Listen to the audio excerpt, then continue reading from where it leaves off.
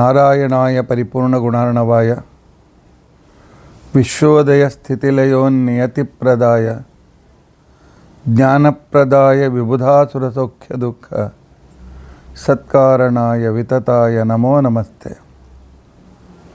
ಅಭ್ರಮಂ ಭಂಗರಹಿತಂ ಅಜಡಂ ವಿಮಲಂ ಸದಾ ಆನಂದತೀರ್ಥಮತುಲಂ ಭಜೆ ತಾಪತ್ರಯಾಪಹಂ. ಭವತಿ ಯದನುಭಾವಾದೇಡಮೂಕೋಪಿ ವಾಗ್ಮಿ ಜಡಮತಿರಪಿ ಜಂತುರ್ಜಾಯತೆ ಪ್ರಜ್ಞಮೌಲಿಃ. ಸಕಲವಚನಚೇತೋ ದೇವತಾ ಭಾರತೀ ಸಾ ಮಮ ವಚಸಿ ನಿಧತ್ತಾಂ ಸನ್ನಿಧಿಂ ಮಾನಸೇ ಚ. ಅಸ್ಮದ್ಗುರುಸಮಾರಂಭಾಂ ಟೀಕಾಕೃತ್ಪಾದಮಧ್ಯಗಾಂ ಶ್ರೀಮದಾಚಾರ್ಯಪರ್ಯಂತಾಂ ವಂದೇ ಗುರುಪರಂಪರಾಂ. ವಿದ್ಯಾಯಾಂ ವಿಬುಧಾಚಾರ್ಯಂ ವೇದಜ್ಞಾನಾಬ್ಧಿಚಂದಿರಂ ದುರ್ಮತಧ್ವಾಂತಮಾರ್ತಾಂಡಂ ಸತ್ಯಧ್ಯಾನಮುನಿಂ ಭಜೆ. ಪಂಚಾಶದ್ವರ್ಷಪರ್ಯಂತಂ ಸತತಂ ರಾಮಪೂಜಕಃ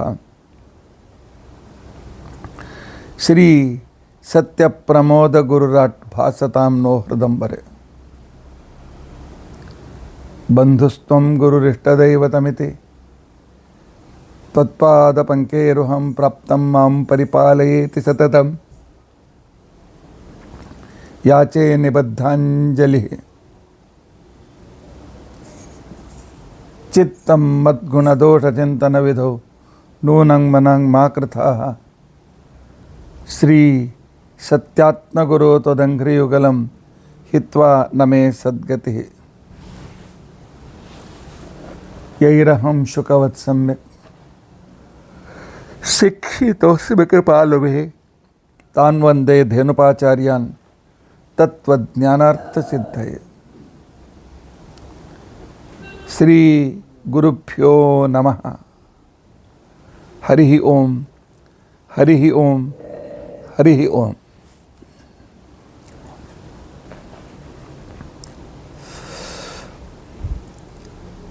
ಸುಮಾರು 1ನೇ ತಾರೀಕಿನವರೆಗೆ ಅಥವಾ ಎರಡನೇ ತಾರೀಕಿನವರೆಗೆ 7 ದಿನಗಳವರೆಗೆ ಶ್ರೀ ರಘುತ್ತಮರ ಚರಿತ್ರೆಯನ್ನು ಕೇಳಿದ್ದೀರಿ. ವಿಸ್ತಾರವಾಗಿ ಗುರುಗಳು ಪ್ರೇರಣೆ ಮಾಡಿದರು, ಅವರೇ ಕೂತು ಹೇಳಿದರು. ನುಡಿದ ನಿಮಿತ್ತ ಮಾತ್ರ ನಾನು. ಹೋದ ಸಲ ಶ್ರಾವಣ ಮಾಸದಲ್ಲಿ ರಾಮಚಾರಿತ್ರ್ಯ ಮಂಜರಿಯ ನಂತರ ಕೃಷ್ಣ ಚಾರಿತ್ರ್ಯ ಪ್ರಾರಂಭವಾದದ್ದು. ಮಧ್ಯದಲ್ಲಿ ಬೇರೆ ಬೇರೆ ಸಂದರ್ಭಗಳಲ್ಲಿ ಬೇರೆ ವಿಷಯಗಳು ಮಧ್ಯದಲ್ಲಿ ಬರ್ತಾ ಕೃಷ್ಣ ಚಾರಿತ್ರ್ಯ ಮಂಜರಿ ಅತ್ಯಂತ ಸಾವಕಾಶವಾಗಿ ನಡೆದಿದೆ. ಇಲ್ಲಿವರೆಗೂ 18 ಎಪಿಸೋಡ್ಗಳಾಗಿವೆ, 19 ಆಗಿರ್ಬೋದು. ಇದರ ಹಿಂದಿನ ಎಪಿಸೋಡ್ನಲ್ಲಿ ಶ್ರೀಕೃಷ್ಣ 16,108 ಜನರನ್ನು ಮದುವೆಯಾಗಿದ್ದಾನೆ. ಜಗತ್ತೇ ವಿಡಂಬನೆಗೋಸ್ಕರ ಕೆಲವು ದಿನ ರುಕ್ಮಿಣಿಗೆ ಮಕ್ಕಳೇ ಆಗಲಿಲ್ಲ. ಆಗ ನಡೆ ನಾವು ಕೈಲಾಸಕ್ಕೆ ಹೋಗಿ ರುದ್ರದೇವರ ಅನುಗ್ರಹವನ್ನು ಪಡೆದುಕೊಂಡು ಮಗನನ್ನು ಪಡೆದುಕೊಂಡು ಬರೋಣ ಅಂತ ತಿಳ್ಕೊಂಡಂತೇಳಿ ಆಗ ಪರಮಾತ್ಮ ಹೇಳ್ತಾನೆ, ಭಗವಂತನಿಗೆ ರುದ್ರದೇವರ ಅನುಗ್ರಹ ಬೇಕೆ. ಆದರೆ ಪರಮಾತ್ಮ ರೀತಿಯಾಗಿ ಲೋಕಮೋಹನ ಅರ್ಥವಾಗಿ ನಾಟಕವನ್ನು ಮಾಡ್ತಾನೆ. ಆನಂತರ ರುಕ್ಮಿಣಿಗೆ ಮಗುವಾಗಿದೆ. 10 ದಿನ ಇನ್ನೂ ಮಗು ಪೂರ್ತಿಯಾಗಿಲ್ಲ. ಸೂತಿಕಾಗ್ರಹದಿಂದಲೇ ಶಂಬರಾಸುರ ಮಗುವನ್ನು ಅಪಹರಣ ಮಾಡಿದ್ದಾನೆ. ಮುಂದೆ ಶಂಬರಾಸುರನ ಮನೆಯಲ್ಲಿ ರತೀದೇವಿ ಸೇವಕಿಯಾಗಿದ್ದು ತನ್ನ ಗಂಡನನ್ನು ಬೆಳೆಸಿ ಶಂಬರಾಸುರನ ಸಂಹಾರ ಮಾಡಿ ಮದುವೆಯಾಗಿ ಹೆಂಡತಿ ಜೊತೆಗೆ ಪ್ರದ್ಯುಮ್ನ ವಾಪಸ್ ಬರ್ತಾನೆ. ಭಗವಂತನ ಲೀಲೆ ಭಾಳ ವಿಚಿತ್ರವಾದದ್ದು. ಸರ್ವತ್ರ ವ್ಯಾಪ್ತನಾದ ಪರಮಾತ್ಮನಿಗೆ ತನ್ನ ಮಗ ಎಲ್ಲಿ ಹೋಗಿದ್ದಾನೆ ಗೊತ್ತಿರಲಿಲ್ವೇ? ಇದರ ಹಿಂದೆ ತೋರಿಸ್ತದೆ ರುಕ್ಮಿಣಿಗೇನು ಕಷ್ಟ ಕೊಡಬಾರ್ದು ಅಂತೇಳಿ. ಸಣ್ಣ ಕೂಸುಗಳನ್ನು ಬೆಳೆಸೋದು ಅವರನ್ನು ದೊಡ್ಡವನು ಮಾಡೋದು 24 ತಾಸು ಲಕ್ಷ್ಯ ಕೊಡಲಿಕ್ಕೆ ಬೇಕಾಗ್ತದೆ. ರುಕ್ಮಿಣೀ ದೇವಿ ಆರಾಮಾಗಿರಲಿ ಅಂಥೇಳಿ ಅವಳು ಪಡೆದ ಕೂಸು 10 ದಿನಗಳ ಒಳಗಾಗಿ ಹೊರಟು ಹೋದ ಕೂಸು ಮದುವೆ ಮಾಡಿಕೊಂಡು ಸೊಸೆ ಜೊತೆಗೆ ಬಂದಿದ್ದಾನೆ. ತಂದೆ ತಾಯಿಗಳು ಏನು ಆಶ್ಚರ್ಯವಾಗಿರಬೇಕು. ಭಗವಂತನ ಲೀಲೆ, ಅವನು ಮಾಡಿದ್ದು ಅವನ ಲೀಲೆ. ಅವನಿಗೆ ಹೇಳುವರಾರು ಕೇಳುವರಾರು. ಆನಂತರ 16,101 ಮತ್ತು 8 ಜನ ಅಷ್ಟಮಹಿಷಿಯರು ಅಷ್ಟು ಮದುವೆಯಾಗಿದ್ದಾನೆ. ಪ್ರತಿಯೊಬ್ಬರಲ್ಲಿಯೂ ಕೂಡ 10 ಜನ ಗಂಡಸ ಮಕ್ಕಳನ್ನು, ಒಬ್ಬಳು ಹೆಣ್ಮಗಳನ್ನು ಪಡೆದಿದ್ದಾನೆ.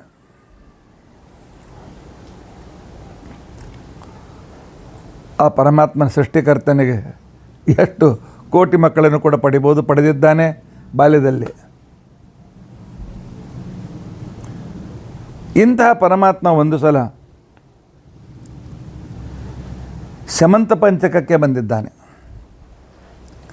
ಎಲ್ಲಿ ಪರಶುರಾಮ ದೇವರು 21 ಸಲ ಕ್ಷತ್ರಿಯರನ್ನು ಸಂಹರಿಸಿ ರಕ್ತದ 5 ಮಡುಗಳನ್ನೇ ತಯಾರಿಸಿದ್ದರು. ಅಂಥ ಪವಿತ್ರವಾಗಿರ್ತಕ್ಕಂಥ ಕ್ಷೇತ್ರ ಸಮಂತ ಪಂಚಕ.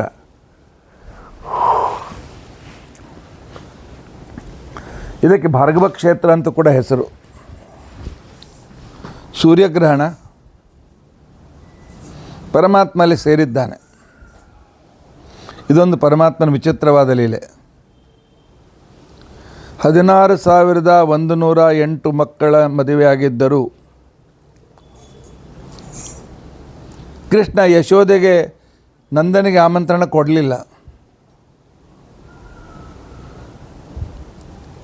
ಅವ್ರು ಕೇಳಿದ ಬಾಲ್ಯಲೀಲೆ ಮಾತ್ರ ಅಲ್ವೇನು, ಅಷ್ಟು ಮಾತ್ರ ತೋರಿಸಿದ್ದಾನೆ. ಗೋಪಿಕಾ ಸ್ತ್ರೀಯರ ಜೊತೆಗೆ ಕೆಲವು ವರ್ಷ ಇದ್ದ, 9 ವರ್ಷ 8 ತಿಂಗಳವರೆಗೂ, 10 ವರ್ಷ ಅಂತ ಅಂದ್ಕೊಳ್ಳಿ.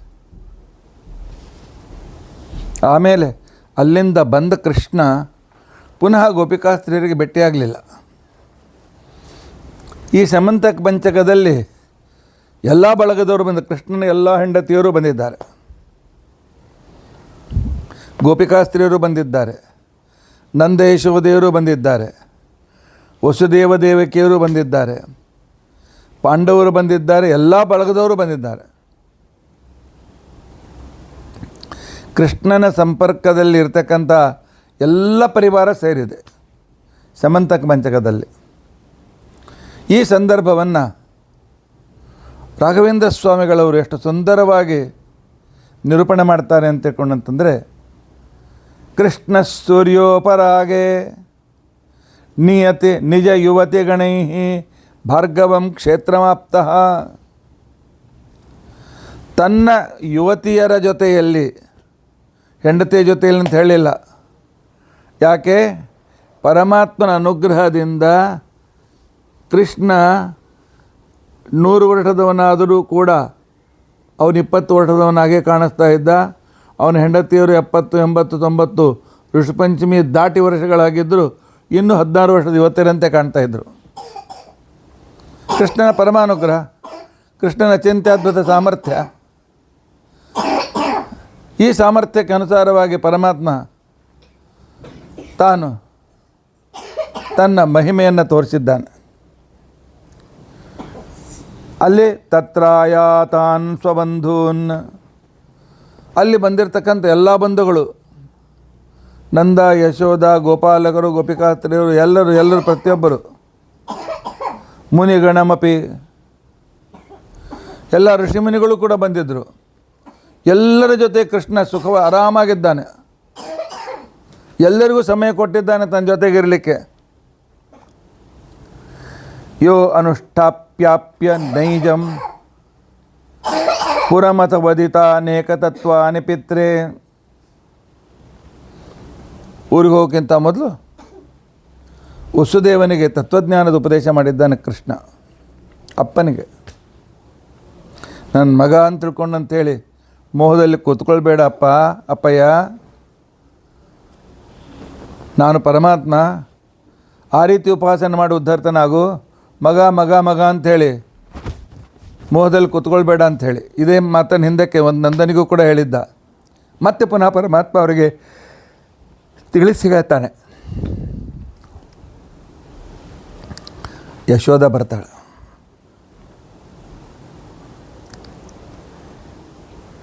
ಅವಳ ಜೊತೆಗೆ ಮಾತನಾಡಿರ್ಬೋದು ಕೃಷ್ಣ. ಯಾವಳು ಸಣ್ಣ 1ನೇ ದಿವಸದ ಕೂಸಿನಿಂದ ಹಿಡಿದುಕೊಂಡು 10 ವರ್ಷದವರೆಗೆ ಬೆಳೆಸಿದ್ಲು,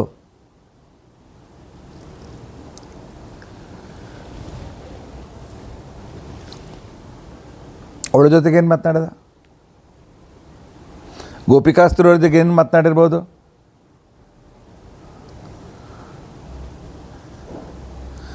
ದೇವಕ್ಕೆ ಬೇಡಿದ್ದೇನು? ಎಲ್ಲ ವಿಚಾರವನ್ನು ಈ ಶ್ಲೋಕದಲ್ಲಿ ರಾಘವೇಂದ್ರ ಸ್ವಾಮಿಗಳವರು ಸಂಗ್ರಹ ಮಾಡ್ತಾ ಇದ್ದಾರೆ. ಕೃಷ್ಣ ಚಾರಿತ್ರ ಮಂಜರಿಯ 20ನೇ ಶ್ಲೋಕ.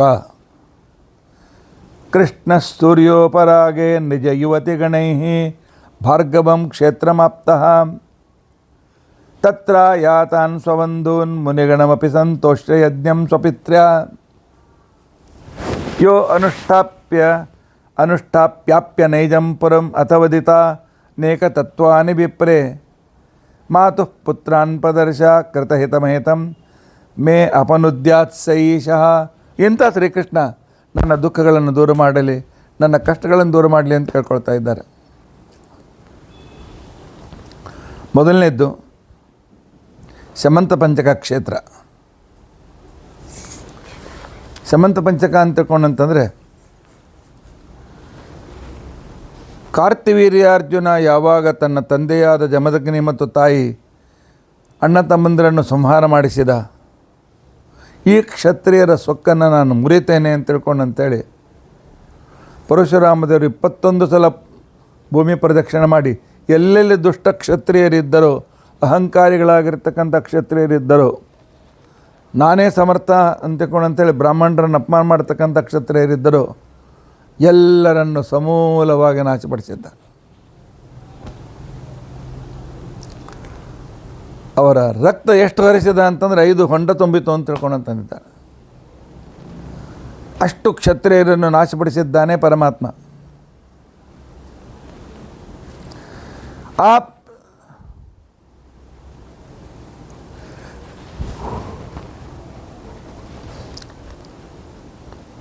ನಂತರ ನೀರಾಗಿ ಪರಿಣಮಿಸಿದು ಅತ್ಯಂತ ಪವಿತ್ರವಾದ ಕ್ಷೇತ್ರ ಅಂತ ಪ್ರಸಿದ್ಧವಾಯಿತು. ಪರಶುರಾಮ ದೇವರು ಅದಕ್ಕೆ ಕ್ಷೇತ್ರತ್ವವನ್ನು ತಂದುಕೊಟ್ಟರು ತಮ್ಮ ವರದಿಂದ. ಒಂದು ಅದ್ಭುತವಾದ ಸೂರ್ಯಗ್ರಹಣ ಸೇರಿತ್ತು. ಸೂರ್ಯಗ್ರಹಣದ ವೇಳೆ ಸ್ನಾನ ಮಾಡೋದಕ್ಕೋಸ್ಕರ ಎಲ್ಲರೂ ಸಪರಿವಾರ ಸಮೇತರಾಗಿ 2 ಸಲ ತಪ್ಪು ಸಪರಿವಾರರಾಗಿ ಅಲ್ಲಿಗೆ ಬಂದಿದ್ದಾರೆ. ಪರಮಾತ್ಮ ಅಲ್ಲಿ ಬಂದಿರತಕ್ಕಂಥ ಸಂದರ್ಭದಲ್ಲಿ ಎಲ್ಲ ಬಂಧುಗಳಲ್ಲಿಯೂ ಕೂಡ ಭೇಟಿಯಾಗಿದ್ದಾನೆ. ಒಂದು ದಿವಸ ಗೋಪಾಲಕರಿಗೆ ಟಮೆ ಕೊಟ್ಟ. ಸ್ವಲ್ಪ ಯಜ್ಞಕ್ಕೆ ತಮ್ಮ ಅಪ್ಪನನ್ನು ಕೂಡಿಸಿದ. ಸ್ವಲ್ಪ ದೂರ ಹೋಗಿ ಎಲ್ಲ ಗೋಪಾಲಕರನ್ನು ತೋರಿಸಿದಾಗ ಗೋಪಾಲಕರೆಲ್ಲೂ ಸುತ್ತುಟ್ಟಿದ್ದಾರೆ. ಏನು ಕೃಷ್ಣ, ಒಬ್ಬೊಬ್ಬರೇ ಹೆಂಡತಿ ಮಕ್ಕಳನ್ನು ಸಾಕಲಿಕ್ಕೆ ಆಗಂಗಿಲ್ಲ ನಮಗೆ. 16,000 ಮಕ್ಕಳು, 1 ಲಕ್ಷ ಮಕ್ಕಳನ್ನ ಯಾಕೆ ಸಾಕ್ತೀಯೋ? ಏನು ನಮ್ಮ ಕೃಷ್ಣನೇ ನೀನು? ನಮ್ಮ ಜೊತೆಗೆ ಬೆಣ್ಣೆ ಕಳ್ಳತನ ಮಾಡೋದು ನೀನೇನು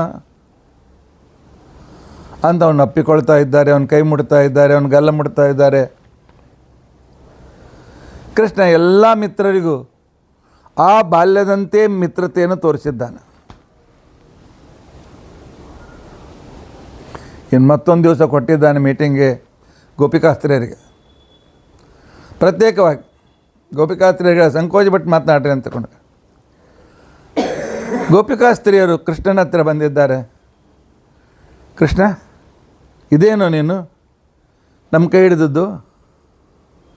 ನಮ್ಮ ಜೊತೆಗೆ ನೃತ್ಯ ಮಾಡಿದವು ನೀನೇನು ರಾಜಾದಿರಾಜನಾಗಿದ್ದಿ ಅಂತೆ, ಎಷ್ಟೋ ರಾಜರನ್ನು ಸೋಲಿಸಿದ್ದಿಯಂತೆ, ಎಷ್ಟೆಷ್ಟು ರಾಜ್ಯಗಳನ್ನು ಕಟ್ಟಿದ್ದೀಯಂತೆ. ಅಲ್ಲೂ 16,000 ಗೋಪಿಕಾಸ್ತ್ರೀಯರು ನಾವು ಸಾಲಿಲ್ಲ ನಿನಗೆ. 16,108 ಮಂದಿ ಮದುವೆ ಮಾಡ್ಕೊಂಡೆ ಅಂತ. ಪರಮಾತ್ಮ ತಿರುಗಿ ಬರ್ತೀನಿ ಅಂತಂದಿದ್ದೀಯಲ್ಲ. ಕೃಷ್ಣ ಅವರು ಹೇಳ್ದ, ನಾನು ಲೀಲಾ ವಿಗ್ರಹ. ನಿಮಗೆ ಆ ಸಂದರ್ಭದಲ್ಲಿ ನನ್ನ ಬಾಲ್ಯದ ರೂಪದಿಂದ ನಿಮ್ಮನ್ನು ನನ್ನ ವಶವನ್ನಾಗಿ ಮಾಡಿಕೊಂಡು ಅಲ್ಲಿ ನಾನು ಯುವಕ, ನೀವು ಯುವತಿಯರಂತ ಸಂಬಂಧವೇ ಇರಲಿಲ್ಲ. ನೀವೆಲ್ಲ 16ರಿಂದ ಹಿಡ್ಕೊಂಡು 80 ವರ್ಷದವರೆಗೂ, ನಾನು ಇರೋದು 9 ವರ್ಷ 9 ತಿಂಗಳ 9 ವರ್ಷ 8 ತಿಂಗಳದವನು ರಾಸಕ್ರೀಡೆ ಆಡಿದ ದಿವಸದಲ್ಲಿ. ಆಗ ನಾನು ದೇವರಂತ ನೀವು ತಿಳಿದುಕೊಂಡ್ರಿ, ಅರ್ಥ ಮಾಡಿಕೊಂಡ್ರಿ. ಲಕ್ಷ್ಮೀಪತಿ ಅಂತ ಅನ್ನೋದನ್ನು ತಿಳಿದುಕೊಂಡಿದ್ದೀರಿ. ಜಯತಿ ತೇಧಿಕಂ ಜನ್ಮನಾ ವ್ರಜ ಶ್ರಯತ ಇಂದಿರಾ ಸಾಧು. ಮಹಾಲಕ್ಷ್ಮಿಗೆ ಅತ್ಯಂತ ಪ್ರಿಯನಾದ ಪತಿ ಅಂತಕೊಂಡು ನೀವೇ ಹೇಳಿದ ಮಾತು ನಿಮಗೆ ಗೊತ್ತಿದೆ. ಸ್ವಲ್ಪ ಆಗಾಗ ಮರೀತೀರಿ. ನನ್ನನ್ನು ಹೃದಯದಲ್ಲಿ ಇಟ್ಟುಕೊಳ್ಳಿ, ಪತ್ಯಂತರ್ಗತನಾದ ನನ್ನನ್ನು ಉಪಾಸನೆ ಮಾಡಿ. ಆ ರೀತಿಯಾಗಿ ನೀವು ಮೋಕ್ಷ ಪಡಿತೀರಿ ಹೊರತು ನಮ್ಮ ಕೃಷ್ಣ, ನಮ್ಮ ಹುಡುಗ, ನಮ್ಮ ಬಾಲಕ, ನಮ್ಮನೆಯಲ್ಲಿ ಬೆಣ್ಣೆ ಕಳೆದವನು ಆತನ್ನು ಬಿಟ್ಬಿಡಿ. ಅದನ್ನು ನಿಮಗೆ ಭಕ್ತಿ ಹುಟ್ಟಿಸೋದಕ್ಕೋಸ್ಕರ ನಾನು ಮಾಡಿದ ಲೀಲೆಗಳು. ಎಷ್ಟೋ ಗೋಪಿಕಾಸ್ತ್ರೀಯರು ಪರಮಾತ್ಮ ಅವತ್ತು ರಾತ್ರಿ ನಾವು ಎಷ್ಟು ಹರಟೆ ಹೊಡೆದಿದ್ದೀವಿ, ಹಾಗಾಯಿತು ಹೀಗಾಯಿತು, ನಮ್ಮನ್ನು ಎಷ್ಟು ಸಂತೋಷಪಡಿಸಿದ್ದಿ, ಎಷ್ಟು ಸಲ ನಗಿಸಿದ್ದಿ, ಎಷ್ಟು ಸಲ ನಮ್ಮನ್ನು ಕುಣಿಸಿದ್ದಿ ಅಂತೆಕೊಂಡು ಇಷ್ಟೆಲ್ಲ ಗೋಪಿಕಾಸ್ತ್ರೀಯರು ಮಾತನಾಡಿದ್ದಾರೆ. ಆ ನಂತರ ಕುಂತಿ ಕೃಷ್ಣನ ಜೊತೆಗೆ ಮಾತನಾಡಿದ್ದಾಳೆ. ಪರಮಾತ್ಮ ಪ್ರತಿಯೊಬ್ಬರಿಗೂ ಟೈಮ್ ಕೊಟ್ಟಿದ್ದಾನೆ. ತನ್ನನ್ನು ಪ್ರೀತಿಸುವ, ತನ್ನನ್ನು ವಿಶೇಷವಾದ ರೀತಿಯಲ್ಲಿ ಆಧರಿಸುವ ಪ್ರತಿಯೊಬ್ಬರಿಗೂ ಕೃಷ್ಣ ಬಹಳ ದಿವಸದ ಮೇಲೆ ಭೇಟಿಯಾಗ್ತಾ ಇದ್ದಾನೆ. ಏನು ಮಾತನಾಡ್ತಾನೆ, ಹೇಗೆ ಮಾತನಾಡ್ತಾನೆ ಅಂತ ತಿಳ್ಕೊಂಡಂತೆ. ಕೃಷ್ಣ ನಂದ ಯಶೋದೆಯರಿಗೆ ಸಮಯ ಕೊಡ್ತಾನೆ. ಯಶೋದೆ ಬರ್ತಾಳೆ, ದೂರದಲ್ಲಿ ಕೈ ಜೋಡಿಸಿ ನಿಂತ್ಕೊಳ್ತಾಳೆ. ಕೃಷ್ಣ ಹೇಳ್ತಾನೆ, ಏ ಅಮ್ಮ, ಇವೆಲ್ಲ ಭಾಗವತದಲ್ಲಿ ಬಂದಿಲ್ಲ, ಆದರೆ ಹಿಂದಿ ಕವಿಗಳು ಈ ರೀತಿಯಾಗಿರ್ತಕ್ಕಂಥ ಇವನ್ನೆಲ್ಲ ಬಹಳ ಸುಂದರವಾಗಿ ಚಿಂತನೆ ಮಾಡಿದ್ದಾರೆ. ಕೃಷ್ಣ ನೀ ಭೇಟಿಯಾಗ್ತೀನಿ ಅಂತಂದ ಕ್ಷಣಕ್ಕೇನೆ ಏನೇನೋ ಮನಸ್ಸಿನಲ್ಲಿ ಕಲ್ಪನೆ ಮಾಡಿದ್ನೋ, ಇನ್ನೂ ಬೆಣ್ಣೆ ಬಕ್ರಿ ಸೇರ್ತದೇನೋ ನನಗೆ, ನಾನು ಮಾಡಿದ ಕಷಾಯ ಕಟಕಟ ಕುಡಿತಿದ್ದೆಯಲ್ಲ, ಈಗ ಕುಡಿತೀಯೇನು, ಈಗೂ ಓಡಿ ಬಂದು ಸೆರಗಿನಾಗ ಅಡ್ಕೋತೀಯೇನು, ಬೇಡಪ್ಪ ನಾನು ಸೆರಗಿನಾಗಲ್ಪ, ದೇವಿಕೆ ಸೆರಗಿನಾಗ. ಕೃಷ್ಣ ಯಶೋದೆ ತೊಡೆ ಮೇಲೆ ತಲೆ ಇಟ್ಟು ಆ ಕೂಸಿನಂತೆ ಮಾತನಾಡಿದ್ದಾನೆ. ದೇವಾದಿ ದೇವ ಜಗತ್ ಸ್ವಾಮಿ, ಲಕ್ಷ ಮಕ್ಕಳ ಅಪ್ಪ, ಮತ್ತು ತನ್ನ ತಾಯಿಯ ತೊಡೆಯ ಮೇಲೆ ತಲೆಯನ್ನಿಟ್ಟು ಅದೇ ರೀತಿಯಾಗಿ ಬಾಲಲೀಲೆ ಅಂತ ಮಾತನಾಡಿ ಯಶೋದೆ ಹೇಳ್ತಾನೆ, ಅಮ್ಮ ನೀವು ವರ ಬೇಡಿದ್ದು ನನ್ನನ್ನು ಬಾಲರೂಪದಿಂದ ಮಾತ್ರ ಕಾಣಲಿಕ್ಕೆ, ಅಷ್ಟು ಕೊಟ್ಟೆ ನಿಮಗೆ, ಆದ್ರೆ ನಿಮ್ಮ ಕೈ ಬಿಟ್ಟಿಲ್ಲ. ನನ್ನನ್ನು ಎಷ್ಟು ಪ್ರೀತಿಯಿಂದ ನೋಡಿದ, ಎಷ್ಟು ಪ್ರೀತಿಯಿಂದ ಬೆಳೆಸಿದ ನಿಮಗೆ ನಾನು ಸದ್ಗತಿ ಕೊಡದೇ ಇರ್ತೇನೆ. ನೀವೆಲ್ಲರೂ ನನಗೆ ಭಾಳ ಬೇಕಾದವರು. ಅಮ್ಮ ಚಿಂತೆ ಮಾಡಬೇಡ, ನಿಶ್ಚಿಂತಳಾಗಿ ನಾನು ಭಗವಂತ ಅಂತ ಉಪಾಸನೆ ಮಾಡು. ಆಗ ಎದ್ದು ಕೊಟ್ಕೊಂಡು ಕೃಷ್ಣನ ಕಿವಿ ಹಿಂಡ್ತಾಳೆ ಯಶೋದೆ, ಏ ಕೃಷ್ಣ, ಅಲ್ಲೋ ನಾನು ತಾಯಿಯೆಲ್ಲ ನಿಜ ಒಪ್ತೇನೆ. 10 ವರ್ಷ ತನಕ ತಾಯಿ ಅಂತ ನಿನ್ನನ್ನು ನೋಡಿದ್ನಲ್ಲೋ, ಅಲ್ಲ ಒಂದಲ್ಲ ಎರಡಲ್ಲ 16,108 ಮದುವೆ ಮಾಡ್ಕೊಂಡು ಒಂದು ಮದುವೆಗೂ ನನ್ನ ಕರೆ ಬರದೇನೋ, ಏನು ಬೇಡ ಅಂತಿಂದೇನೋ, ನಾ ಏನು ಶಹರ್ ಹುಡುಗಿಯರನ್ನು ಮಾಡ್ಕೊಳ್ಬೇಡ, ಹಳ್ಳಿ ಹುಡುಗರನ್ನು ಮಾಡ್ಕೊಂತ ನಿನಗೆ ಬೆನ್ನತ್ತಿದ್ದೇನೆ. ಒಂದು ಮದುವೆಗಾದ್ರೂ ಆಮಂತ್ರಣ ಕಳಿಸ್ಬಾರ್ದೇನು? ಕೃಷ್ಣ ಹತ್ರ, ಅಮ್ಮ ಎಲ್ಲ ಗಡ್ಬಡ ಮದುವೆಗಳೇ, ಎಲ್ಲ ಗಡ್ಬಡ. ಯಾವುದು ಹುಡುಗಿನ ನೋಡೋದು, ಆ ಹುಡುಗಿ ಜೊತೆಗೆ ಮದುವೆಗಿಂತ ಮೊದಲು ಮಾತಾಡೋದು, ಆಮೇಲೆ ಅಪ್ಪನ ಕಳಿಸ್ಕೊಡೋದು, ನಿಶ್ಚಿತಾರ್ಥ ಮಾಡೋದು, ಆ ನಂತರ ವರಪಾರ್ಟಿಯವ್ರು ಬರೋದು, ವರಪೂಜಾ, ಎಲ್ಲ ಗಡ್ಬಡ. ಈ ರುಕ್ಮಿಣಿ ಮದುವೆ ಆದ್ನಲ್ಲ, ಈಕಿ ಅಣ್ಣ ಈಕೆನ ಶಿಶುಪಾಲ್ ಕೊಟ್ಟು ಮದುವೆ ಮಾಡ್ಬೇಕಂತ ಅಲ್ಲೇ ಇದ್ಲು ರುಕ್ಮಿಣಿ. ಈಕಿ ನಂಗೆ ಪತ್ರ ಬರೆದಿದ್ಲು.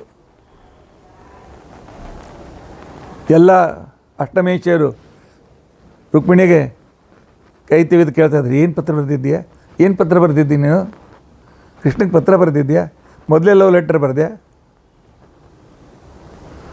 ಅತಿ ಸುಂದರವಾದ ಪ್ರಸಂಗ ಹಿಂದಿ ಕವಿಗಳನ್ನು ಚಿತ್ರಣ ಮಾಡಿದ್ದ. ರುಕ್ಮಿಣಿ ನಾಚ್ತಾಳೆ, ನನ್ನ ಗಂಡಿಗೆ ಕೇಳಿ ನಾನು ಏನು ಪತ್ರ ಬರೆದಿದ್ದೆ, ನಂಗೆ ಮರೆತು ಹೋಗಿದೆ ಅಂತಂದ್ಬಿಟ್ಟು. ಈಕೆ ಪತ್ರ ಬರೆದ್ಲು, ಹೋಗಿ ಈಕೆನ ಅಪಹರಣ ಮಾಡ್ಕೊಂಡು ಬಂದೆ. ಆ ನಂತರ ಇವ್ರ ಅಣ್ಣಂತೂ ಬರಲಿಲ್ಲ ಮದುವೆಗೆ. ಅವ್ರ ಅಪ್ಪ ಅಮ್ಮನ ಕರೆಸಿದ್ದೆ, ಎಲ್ಲ ನಾನೇ ಖರ್ಚು ಮಾಡ್ಕೊಂಡದ್ದು, ಒಂದು ಪೈಸಾ ಖರ್ಚಾಗಲಿಲ್ಲ ಅವ್ರದ್ದು. ಯಾಕೆ ದ್ವಾರಕಾದೊಳಗೆ ಮದುವೆ ಮಾಡಿಕೊಂಡೆ, ಮತ್ತು ಹುಡುಗಿನ ಮನ್ಯಾಗ ಮಾಡ್ಕೊಂಡು ನಾವೇ ಖರ್ಚು ಮಾಡ್ಬೇಕಲ್ಲ. ಈ ಗಡ್ಬಿಡೊಳಗೆ ಮದುವೆ ಆಯ್ತು. ಅವಾಗ ಯಾರನ್ನು ಕಳಿಬೇಕು ಯಾರನ್ನು ಬಿಡಬೇಕು ಅರ್ಥ ಆಗಲಿಲ್ಲ. ಇನ್ನು ಈ ಸತ್ಯಭಾಮ ಇದ್ದಾಳಲ್ಲ, ಸತ್ಯಭಾಮ ಏನು ಹೇಳ್ತೀಯ ಅಂತೇಳಿ ಕೇಳ್ತಾ ಇದ್ದ. ಈಕೆ ಅಪ್ಪ ನನ್ನ ಮೇಲೆ ಅಪವಾದ ಹೊರಿಸಿದ್ದ, ಸಮಂತ ಮಣಿ ನಾನೇ ತೊಗೊಂಡೀನಿ ಅಂತೇಳಿ. ನಾ ಹುಡುಕಿ ಹೋಗಿದ್ದೆ. ಹುಡುಕೊಂಡು ಹೋದಾಗ ಜಾಂಬು ಅಂತ ಅದನ್ನು ತೆಗೆದುಕೊಂಡು, ಮೊದಲು ಇವರ ಪ್ರಸೇನಜಿತ ಸತ್ಯಭಾಮನ ಕಾಕಾನನ್ನು ಒಂದು ಸಿಂಹ ಕೊಂದಿತ್ತು. ಆ ಸಿಂಹನನ್ನು ಜಾಂಬು ಅಂತ ಕೊಂದು ತೊಗೊಂಡು ಹೋಗಿದ್ದ. ಹೋಗಿ ಮಣಿ ತೊಗೊಂಡು ಬರಬೇಕು ಅಂತ ತಿಳ್ಕೊಂಡಂತಂದ್ರೆ ಈಕೆ ದುಂಬಾಲು ಬಿದ್ದಲಲ್ಲ ಜಾಂಬೋತಿ. ನಾನು ನಿನ್ನ ಮೊದಲೇ ಫಸ್ಟ್ ನೈಟ್ನಲ್ಲೇ ನಾನು ಮೋಹಿತಳಾಗಿದ್ದೇನೆ, ಮದುವೆ ಮಾಡ್ಕೋ ಅಂತ ತಿಳ್ಕೊಂಡು, ಅಪ್ಪ ಮದುವೆ ಮಾಡ್ಕೊಂಡು ಇವನ್ನೇ ಮಾಡ್ಕೋತೀನಿ ಅಂತ ತಿಳ್ಕೊಂಡು ಅಂತೇಳಿ. ಕೊನೆಗೆ ಇವರಪ್ಪ ಹುಡುಗಿನೂ ಕರ್ಕೊಂಡು ಹೋಗಪ್ಪ, ಮಣಿನೂ ಕರ್ಕೊಂಡು ಹೋಗು ವರದಕ್ಷಿಣ ಅಂತ ತಿಳ್ಕೊಂಡಂತೇಳಿ ಆ ಗುಹಾದೊಳಗೆ ಅವರಪ್ಪ ಹುಡುಗಿ ಒಂದು ಕೂಸೊಂದೇನೋ ಇತ್ತು, ಈಕೆ ತಂಗಿ ತಮ್ಮ. ನಾನು ಇಷ್ಟರೊಳಗೆ ಮದುವೆ ಆಯ್ತಲ್ಲ. ಆ ಗಡ್ಬಡ ಮದುವೆಗೆ ಯಾರನ್ನ ಹೆಂಗೆ ಕರ್ಲಿಕ್ಕೆ ಆಗ್ತದೆ? ಆಮೇಲೆ ಮಣಿ ತಂದು ಕೊಟ್ಟ ಮೇಲೆ ಅವರಪ್ಪ ತನ್ನ ಹುಡುಗಿನ ಕರೆದ. ಸತ್ಯಭಾಮ ಆಕೆ ಕೈಯೊಳಗೆ ಮಣಿ ಇಟ್ಟು ಆಕೆ ಸತ್ಯಭಾಮನ ಕೈ ನನ್ನ ಕೈ ಕೊಟ್ಟ. ಸುಮುಹೂರ್ತೆ ಸಾವಧಾನ, ವಿಜೃಂಭಣೆಯಿಂದ ಮದುವೆ ಆಗಿಲ್ಲ. ಸತ್ಯಭಾಮ ಸಿಟ್ಟಿನಿಂದ ನೋಡ್ಲಿಕ್ಕತ್ತಾಳೆ. ಆಮೇಲೆ ಮಾತಾಡ್ತೇನೆ ಅಂತ ತಿಳ್ಕೊಂಡು ಎಲ್ಲರೂ ತಮಾಷೆ. ಅವಳು ಸಿಟ್ಟು ಕೂಡ ಮಾಡಿ ಸಿಟ್ಟಿನ ತಮಾಷೆ ಮಾಡಿದ್ಲ. ಆಮೇಲೆ ಹೇಳಿದೆ, ನೀಲ ಇಲ್ಬಾ, ಈ ಮಹಾರಾಯ್ತಿ ಈಕಿನ ಮದುವೆ ಆಗಬೇಕಾದ್ರೆ ನನ್ನ ಮೈ ಕೈಯೆಲ್ಲ ನೋಯಿಸೋಯ್ತು. ಯಶೋಧ ಕೇಳಿದ್ಲು, ಯಾಕೋ ಗುದ್ದಾಡ್ದೇವು ನಾಕೆ ಜೋಡಿಗೆ? ಗುದ್ದಾಡೋದಲ್ಲ, ಅವರಪ್ಪ 7 ಗೂಳಿ ಸಾಕಿದ್ದ, ಒಂದಕ್ಕಿಂತ ಪರ್ವತಂದಪ್ಪ, ಒಂದ್ರ ಕೊಳ್ಳಾಗೂ ಹಗ್ಗಿಲ್ಲ, ನನ್ನ ಕೈಯಾಗ ಬಾರ್ಕೋಲಿಲ್ಲ ಕೋಲಿಲ್ಲ, ಕೈಯಿಂದ ಹೊಡೆದು ಅವುಗಳನ್ನೆಲ್ಲ ಇದು ಏಳಾರ್ದಂಗೆ ಮಾಡಿ ಆಮೇಲೆ ಈಕೇನು ಮದುವೆ ಆಗ್ಬೇಕಂತ. ಎಂಥ ನನ್ನ ಕೈ ಮೈಯೆಲ್ಲ ಮುಗ್ಗ ಮಾಡಿಕೊಂಡು ಈಕೇನು ಮದುವೆ ಆದ. ಯಾಕೆ? ಯಾದವ್ರ ಹುಡುಗಿ, ಅವನ ಊರಿನ ಸಂಬಂಧಿಕ ಅವರಪ್ಪ ನಮ್ಮ ಹುಡುಗಿ ಅಂತಿಕೊಂಡಂಗೆ ಮದುವೆ ಮಾಡ್ಕೊಂಡ. ಆ ನಂತರ ಕರೆದ. ಈಕಿದ್ದಾಳಲ್ಲ ಕಾಲಿಂದೆ, ಆಕೆ ನಾಚ್ಕೋತೆ ಬಂದಳು, ಕೆಳ ಮುಖ ಮಾಡಿ ನಿಂತಿದ್ಲು. ಈಕಿನ ಹೆಂಗೆ ಮದುವೆ ಅದು?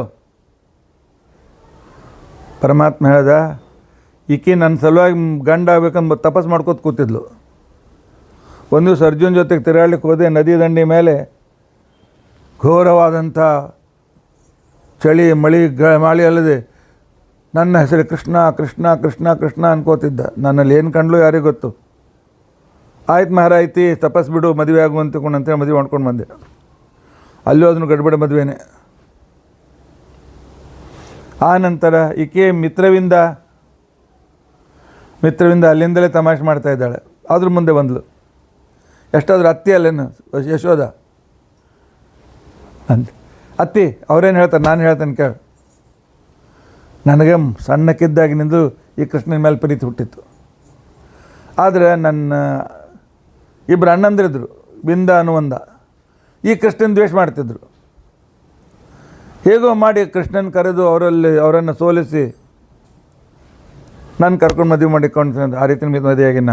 ನಾ ಪ್ರೀತಿಸಿ ಮದುವೆ ಆಗಿನ. ನಾನು ಬೇಡ ಅಂತಕೊಂಡು ಅನ್ಕೋತ ಮದುವೆ ಆಗಿಲ್ಲ. ಯಶೋಧ ಹೇಳ್ತಾಳೆ, ಭಲೇ ಮಿತ್ರವಿಂದ ಧೈರ್ಯವಂತಿ ನೀನು ಅಂತೇಳಿ. ಆ ನಂತರ ಇಲ್ಲಿ ಭದ್ರ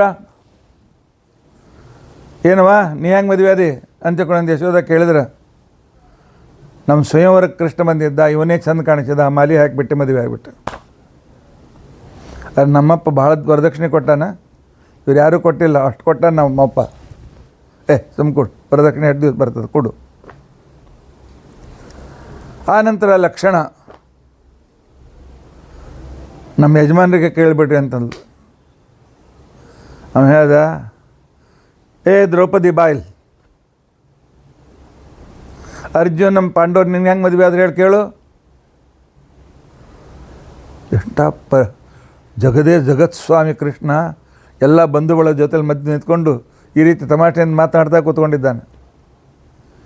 ನಿನ್ನ ಮದುವೆಯೊಳಗೆ ಕೆಳಗೆ ನೀರಿನ್ಯಾಗ ನೋಡಿ ಬಾಣ ಹೊಡಿಬೇಕು, ಮೇಲೆ ಅಗದಿ ಸಾವಕಾಶ ತಿರುಗ್ತಿತ್ತು. ಅರ್ಜುನ ಹೊಡೆದ. ಈ ಲಕ್ಷ್ಮಣನ ಮದುವೆ ಒಳಗೆ ಕೆಳಗೆ ಕತ ಕುದಿವೆ ಎಣ್ಣೆ ಚೂರು ಕಾಣಿಸಂಗಿಲ್ಲ, ಎಲ್ಲೊಂದು ಚೂರು ಕಾಣಿಸ್ದಂಗೆ ಕಾಣಿಸ್ತು. ಗುಳ್ಳಿ ಬಂದಾಗ ಮತ್ತು ಪಟ ಒಡೆದೋಗ್ಬಿಡ್ತಿತ್ತು. ಅದರೊಳಗೆ ಗರಗರ ನಿನ್ನೊಳ್ಳೆಕ ಮೀನು ಮುಚ್ಚಿರಲಿಲ್ಲ, ಕವರ್ ಇರಲಿಲ್ಲ. ಈ ಲಕ್ಷ್ಮಣನ ಮದುವೆ ಒಳಗೆ ಕವರ್ ಇತ್ತು. ಅದಕ್ಕೆ ಆ ಕವರಿನ ತೂತ್ನಾಗ ಕಣ್ಣು ಬಂದಾಗ ಕಣ್ಣಿಗೆ ಹೊಡಿಬೇಕು. ಎಂಥ ಆದರೂ ಹೊಡೆದ್ಬಿಟ್ಟು, ಯಾಕಂದ್ರೆ ಚಂದಿದ್ದಾಳ ಮದುವೆ ಅದ. ಉಳಿದವ್ರು ಏನ್ರಿ ನೀವು ಚಂದ ಇದ್ದೀರಿ ಪರವಾಗಿಲ್ಲ. ಇಂಥ ಒಂದು ಸುಂದರವಾದ ವಾತಾವರಣ ಪರಮಾತ್ಮ ಅವರಿಗೆಲ್ಲ ಎಷ್ಟು ಪುಣ್ಯ ಮಾಡಿರ್ಬೇಕಲ್ಲ ಅವರು. ಎಲ್ಲರ ಜೊತೆಗೆ ಹೋಗ್ಲಪ್ಪ, ಹಿಂದೆ ಕೂತಾರಲ್ಲ 16,100 ಮಂದಿ, ಅವರಲ್ಲಿ ಕಶೀರು ಅಂತ ಮೇನ್ ಎಲ್ಲರಿಗಿಂತ ಮೊದಲು ಬಂದು ಕೃಷ್ಣನ ಜೊತೆಗೆ ಮಾತಾಡೋದಕ್ಕೆ ಆಕೆ ಮುಂದೆ ಬಂದು ಹೇಳಿದ್ಲು, ನಾವು ದೇವಕನ್ಯಕೆಯರು, ಋಷಿಕನ್ಯಕೆಯರು, ಸಿದ್ಧ ಕನ್ಯಕೆಯರು, ಸಾಧ್ಯ ಕನ್ಯಕೆಯರು, ನಮ್ಮನ್ನು ಅವ ನರಕಾಸುರ ಕಾರಾಗೃಹದಲ್ಲಿಟ್ಟಿದ್ದ. ಆದರೆ ನಾವು ಆಣಿ ಮಾಡಿ ಹೇಳ್ತೀವಿ, ನಮ್ಮ ಹತ್ರ ಬರೋ ಧೈರ್ಯ ಇದ್ದಿದ್ದಲ್ಲ ಅವನಿಗೆ. ನಮ್ಮ ಹತ್ರ ಬಂದು ನಾವು ಸಿಟ್ಟಿನಿಂದ ನೋಡಿದ್ರೆ ದೂರಿಂದ ಅಂಜಿ ಹೋಗ್ತಿದ್ದ. ನಮ್ಮ ಹತ್ರ ಅಲ್ಲಿ ನಮ್ಮನ್ನು ನೋಡ್ಲಿಕ್ಕೂ ಅವನಿಗೆ ಆಗ್ತಿದ್ದಿಲ್ಲ, ಅಂಥ ತೇಜ ನಮ್ಮಲ್ಲಿತ್ತು. ಆದರೂ ಅವನನ್ನು ಕೊಂದ ಮೇಲೆ ನಾವು ವಿಚಾರ ಮಾಡಿದ್ದೀವಿ, ನಾವು ಪವಿತ್ರ ಇದ್ದೀವಿ ಅಂತ ಮಂದಿ ಮುಂದೆ ನಂಬೋರು ಹೆಂಗೆ? ಸರ್ವಜ್ಞ ಕೃಷ್ಣಗೆ ಗೊತ್ತದ. ಅದಕ್ಕೆ ಕೃಷ್ಣ ಹೇಳಿದೆ, ಎಲ್ಲ ಸಾಮೂಹಿಕ ಆತ್ಮಹತ್ಯೆ ಮಾಡ್ಕೊಳ್ಳೋಕೆ ಪರ್ಮಿಷನ್ ಕೊಡು, ಎಲ್ಲರೂ ಮದುವೆ ಆಗು ಅಂತ ತಿಳ್ಕೊಂಡು ಅಂತೇಳಿ. ಯಶೋಧ ಕೇಳ್ತಾಳೆ, ಏನು ಅಂಜಿಸಿ ಮದುವೆ ಆದ್ರೇನು? ಅಂಜಿಸಿಲ್ರಿ, ನಮ್ಮ ಬೆರೆದೇ ಹದಿದ್ದಿಲ್ಲ. ಆ ಕೃಷ್ಣ ಮೇಲ್ದಾರ ಮದುವೆ ಆದ ಅಂತ ತಿಳ್ಕೊಂಡು ಎಲ್ಲ ಆಯ್ತಪ್ಪ, ಒಂದು ಮದುವೆಗೆ ಪರ್ಮಿಷನ್ ಆಮಂತ್ರಣ ಕೊಡಬಾರ್ದೇನೋ ಕೃಷ್ಣ ಅಂತ ಯಶೋಧ ಕೇಳ್ತ. ಆಗ ಕೃಷ್ಣ ಹೇಳ್ತಾನೆ, ಅಮ್ಮ ಒಂದು ಕೆಲಸ ಮಾಡು, ಈ ದ್ವಾಪರಯುಗ ಮುಗಿದ ಮೇಲೆ ದ್ವಾಪರಯುಗ ಕಲಿಯುಗ ಸಂಧಿಕಾಲ ಬರ್ತದೆ. ಆವಾಗ ನಾನು ವೆಂಕಟಾಚಲದಲ್ಲಿ ಬಂದು ವಾಸ ಮಾಡ್ತೇನೆ. ಆವಾಗ ಈ ಸೀತಾ ಇದ್ಲಲ್ಲ, ಹಿಂದಿನ ಜನ್ಮದ ಹೆಂಡ್ತಿ, ರಾಮನ ಒಳ್ಳ್ಯಾಕ ಹಿಂದಿನ ಅವತಾರದ ಹೆಂಡ್ತಿ, ಆಕೆ ಅಗ್ನಿ ಮಗಳು ನನ್ನ ಜಾಗ ಕೂತಿದ್ಲು, ಆಕೆನೇ ಲಂಕಾದೊಳಗಿದ್ಲು, ಮದುವೆ ಆಗೋಂತ ಬಂದ್ಬಿಟ್ಟಿದ್ಲು. ಆವಾಗ ಆಕೆಗೆ ನಾ ಹೇಳಿದ್ದೆ ಏನು ಅಂತ ತಿಳ್ಕೊಂಡಂತಂದರೆ, ದ್ವಾಪರ ಕಲಿಯುಗದ ಸಂಧಿ ಕಾಲದಲ್ಲಿ ನೀನು ಮದುವೆ ಆಗ್ತೀನಿ ಅಂತ ತಿಳ್ಕೊಂಡಂತೇಳಿ. ಆವಾಗ ಆಕೆ ಕಾಶಿರಾಜನ ಮಗಳಾಗಿ ಹುಡ್ತಾಳೆ. ಆವಾಗ ನೀನು ಯಶೋಧ ನೀನೇ ಇರ್ತಿ, ಈ ಪ್ರಾಣ ಬಿಡಂಗೇ ಇಲ್ಲ, ನೀನು ಜೀವಂತ ಇರ್ತಿ. ಅಷ್ಟೇ ಅಲ್ಲ, ಭೂವರಾಹ ದೇವರು ನಿನಗೆ ಆಶ್ರಯ ಕೊಡ್ತಾರೆ.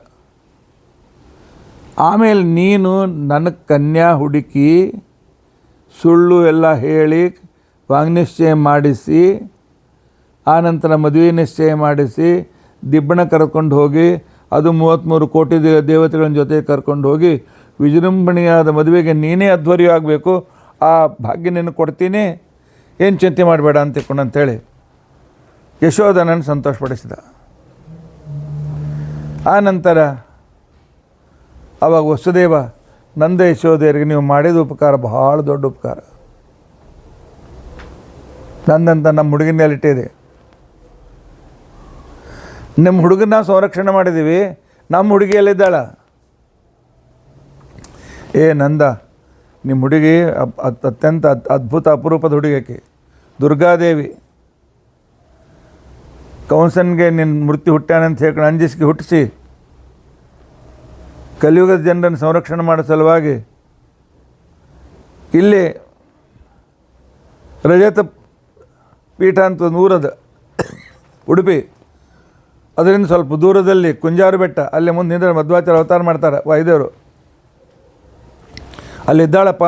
ಕಲಿಯುಗ ಜನರನ್ನು ಸಂರಕ್ಷಣೆ ಮಾಡಲಿಕ್ಕೆ ಅವರೆಲ್ಲರಿಂದಲೂ ಸ್ತುತ್ಯಳಾಗಿ ಚಿಂತೆ ಮಾಡಬೇಡ ಅಂತ ತಿಳ್ಕೊಂಡಂತೇಳಿ ಸಮಾಧಾನ ಹೇಳಿ ಕೊನೆಗೆ ವಸುದೇವ ಹೇಳ್ತಾನೆ, ನೀವು ಮಾಡಿದ ಉಪಕಾರ ಬಹಳ ಅದ್ಭುತವಾದ ಉಪಕಾರ. ಕಂಸಂಗೆ ನನ್ನ ಮಗನ ಗೊತ್ತಾಗಿದ್ದರೆ ಏನಾಗ್ತಿತ್ತೋ ಗೊತ್ತಿಲ್ಲ.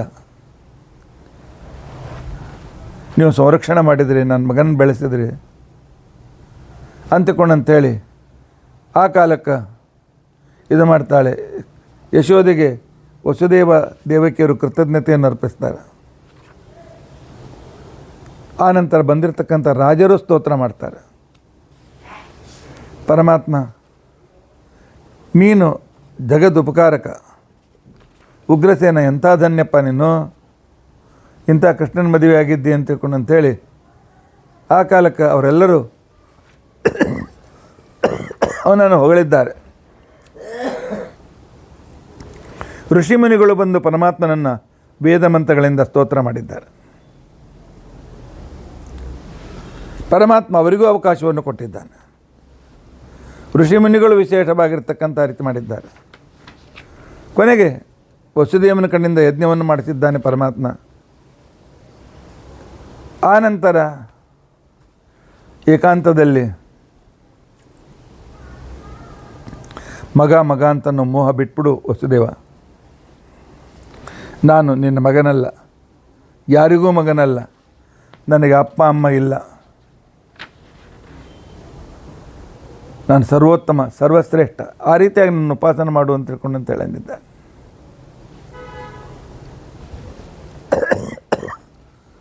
ಆ ನಂತರ ಬಲಿಚಕ್ರವರ್ತಿ ಬಂದಿರ್ತಾನೆ. ಅವನಿಂದ ಶ್ರೀಕೃಷ್ಣನ ಪೂಜನಾಗಿ ಸ್ತೋತ್ರ ಪಡ್ತಾನೆ. ಇಂಥ ಸಂದರ್ಭದಲ್ಲಿ ಎಲ್ಲರೂ ಅವ್ರವ್ರ ಮನೆಗೆ ಒಂದು ತೃಪ್ತಿಯಿಂದಲೋ ಅಥವಾ ವಿರಹದಿಂದಲೋ ಕಣ್ಣೀರು ಸುರಿಸ್ತಾ ಹೋದರು. ಆನಂದಾಶ್ರುಗಳಿದ್ದು ಯಾವುದು ಗೊತ್ತಿಲ್ಲ, ಅವರವರ ಭಾವನೆಗೆ ಅನುಸಾರವಾಗಿ. ಎಲ್ಲರೂ ಹೋದ್ಮೇಲೆ ಹೇಳ್ತಾರೆ, ಕೃಷ್ಣ ದೇವ್ರು ಅನ್ಸ್ಕೋತಿಯಲ್ಲ, ನನ್ನೊಂದು ಕೆಲಸ ಮಾಡ್ತೇನೋ. ಅಮ್ಮ ಹೇಳಲ್ಲ, ನಿನ್ನ ಕೆಲಸನ ಯಾವ್ದು ಮಾಡಂಗಿಲ್ಲ ಅಂತಂತೀನಿ. ನೀನು ಯಾವ ಕೆಲಸ ಇಲ್ಲ ಅಂದೇನು ಹೇಳು, ಮಾಡ್ತೇನೆ ಅಂತಕೊಂಡು ತಂದಿರ್ತಕ್ಕಂಥ ಸಂದರ್ಭದಲ್ಲಿ ಆವಾಗ ಅವಳು ಹೇಳ್ತಾಳೆ, 6 ಮಕ್ಕಳು, ನನ್ನ ಮೊದಲಿನ 6 ಮಕ್ಕಳು, ನೀವು ಹುಟ್ಟೋಕ್ಕಿಂತ ಮೊದಲು 6 ಜನ. ಹುಟ್ಟಿದ ಕ್ಷಣಕ್ಕೆ ಮೊದಲಿನ 3 ಮಕ್ಕಳೇನೋ ಸ್ವಲ್ಪ ದಿವಸ ಇಟ್ಟಿದ್ದ ಕಂಸ, ಆಮೇಲೆ ಎಲ್ಲ ಹುಟ್ಟಿದ ಕ್ಷಣಕ್ಕೆ ಸಂಹಾರ ಮಾಡಿಬಿಟ್ಟ. ಆ ಮಕ್ಕಳು ನೋಡು ಆಶೆ ಆಗ್ಯದು. ಕೃಷ್ಣನಕ್ಕ, ದೇವರಿಗೆ ತಾಯಿಯಾಗಿ ಇನ್ನೂ ಮೋಹ ಹೋಗಿಲ್ಲ ಅಮ್ಮ, ಅವರು ಮರೀಚ ಋಷಿಗಳ ಮಕ್ಕಳು, ಕಂಸನಿಂದ ಸಾಯಬೇಕಾಗಿತ್ತು, ಇದಕ್ಕೆಲ್ಲ ನಾನು ನಾಟಕ ಮಾಡಿದ್ದು ಅಂಥೇಳಿ 6 ಮಕ್ಕಳನ್ನು ಆ ಮಕ್ಕಳ ರೂಪದಿಂದ ತಂದು ಯಶೋದೆಗೆ ದರ್ಶನ ಕೊಟ್ಟಿದ್ದಾನೆ. ದೇವಕಿಗೆ ಹೋದ ಮಕ್ಕಳು ತಿರುಗಿ ಬಂದರೆ ತಾಯಿಗೆ ಎಷ್ಟು ಸಂತೋಷವಾಗಬೇಕು.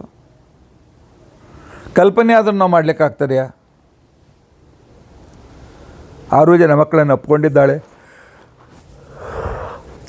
ಕೂಸಿನ ರೂಪದಿಂದ ಬಂದದ್ರಿಂದ ತನ್ನ ಎದೆ ಹಾಲಿ ಕುಡಿಸಿದ್ದಾಳೆ, ಸಂತೋಷಪಟ್ಟಿದ್ದಾಳೆ. ಈ ರೀತಿಯಾಗಿ ಕರ್ಷಯತಿ ಆಕರ್ಷಯತಿ ಸರ್ವಾನ್ ಇತಿ ಕೃಷ್ಣ, ಎಲ್ಲರನ್ನೂ ತನ್ನ ಭಕ್ತಿಪಾಶದಿಂದ ತನ್ನ ಎದುರತ್ರ ಎಳ್ಕೊಳ್ತಾನೆ. ಅವರವರ ಭಕ್ತಿ, ಅವರವರ ಪ್ರೀತಿಗೆ ಅನುಸಾರವಾಗಿ, ಅವರವರ ಭಾವನೆಗೆ ಅನುಸಾರವಾಗಿ ಪರಮಾತ್ಮ ಅವರಿಗೆ ಸಂತೋಷ ಕೊಡ್ತಾನೆ. ಆ ನಂತರ ಕೃಷ್ಣನ ಹೆಂಡತಿಯರು ಹೇಳಿದ್ರು, 16,108 ಮಂದಿ ಎಲ್ಲರ ಜೊತೆಗೆ ಮಾತನಾಡಿದೆ, ನಮಗೆ ಏಕಾಂತೊಳಗೆ ಸ್ಥಾನ ಕೊಟ್ಟಿಲ್ಲ, ನಮಗೆ ಜಾಗ ಕೊಡು ಅಂತ ತಿಳ್ಕೊಂಡಂತೆ. ದ್ವಾರಕಾಗೆ ಬನ್ನಿರಿ, ಮಾತಾಡ್ತೀನಿ, ಸ್ಪೆಷಲ್ ಮೀಟಿಂಗ್ ಮಾಡೋಣ ಅಂತ ತಿಳ್ಕೊಂಡಂತೆ. ಪರಮಾತ್ಮನ ಅಂಗಸಂಗ ಪಡೆಯಬೇಕಾಗಿದ್ರೆ ಅವ್ರು ಎಷ್ಟು ಪುಣ್ಯ ಮಾಡಿರಬೇಕು ಕಲ್ಪನೆ ಮಾಡಿಕೊಳ್ಳಿ. ಇಷ್ಟೆಲ್ಲ ವಿಚಾರವನ್ನು ಶ್ರೀಕೃಷ್ಣ ರಾಘವೇಂದ್ರ ಸ್ವಾಮಿಗಳವರು ಒಂದೇ ಒಂದು ಶ್ಲೋಕದಲ್ಲಿ ಸಂಗ್ರಹ ಮಾಡ್ತಾರೆ. ಆ ಶ್ಲೋಕ ಇನ್ನೊಮ್ಮೆ ನಿಮಗೆ ಹೇಳ್ತೇನೆ, ಕೇಳಿ.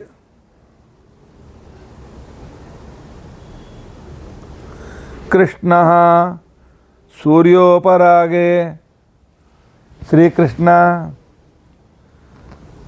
ಸೂರ್ಯಗ್ರಹಣದ ವೇಳೆಯಲ್ಲಿ ನಿಜ ಯುವತಿ ಗಣೈ 60, 70, 80 ವರ್ಷ ಆದರೂ ಯುವತಿಯರು 16 ವರ್ಷ ಯುವತಿಯರಂತೆ ಕಾಣುವ